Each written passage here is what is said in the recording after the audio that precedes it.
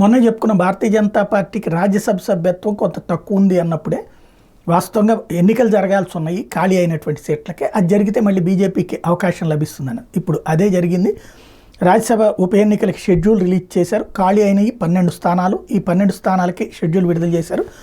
ఇందులో కేకే రాజీనామాతో తెలంగాణలో ఖాళీ అయిన స్థానం మరి కేకేకే ఇస్తారా? ఎందుకంటే ముందుగా ఆయనతో మాట్లాడి వచ్చారు ఇది కాంగ్రెస్ ఏఐసీసీ అధ్యక్షుడు ఖర్గేతో. కాకపోతే ఆ సీటుని అభిషేక్ మను సింఘ్వీకి ఇస్తారు ఏదైతే కాంగ్రెస్ లాయర్కి అన్నటువంటి ప్రచారం జరుగుతుంది. అదైతే కేకేకి దెబ్బ అయినట్టు, లేదా కేకేకేకి ఇస్తారా అనేది నెంబర్ 1 ఆస్పెక్ట్. అట్లాగే సెప్టెంబర్ 3న ఎన్నికలు, అదే రోజున కౌంటింగ్ నిర్వహించబోతున్నారు. ఉదయం 9 నుంచి 4 దాకా పోలింగ్ ఉంటుంది సెప్టెంబర్లో. అదే రోజు సాయంత్రం 5 గంటల నుంచి కౌంటింగ్ ఉంటుంది. అయితే ఈ నెల 14 నోటిఫికేషన్ విడుదల చేస్తారు. 21 నామినేషన్ల స్వీకరణ ఉంటుంది. ఇందులో తెలంగాణది కాంగ్రెస్కి వచ్చేస్తుంది.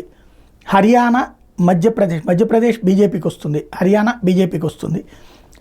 రాజస్థాన్ సీట్లు బీజేపీకి వస్తాయి. త్రిపురలో సీట్లు బీజేపీకి వస్తాయి. ఇవన్నీ ఒక్కొక్క స్థానం. అక్కడంతా భారతీయ జనతా పార్టీ గెలుచుకుంటుంది. అస్సాం, బీహార్, మహారాష్ట్రలో 2 ఉన్నాయి. అస్సాం 2 బీజేపీని గెలుచుకుంటుంది.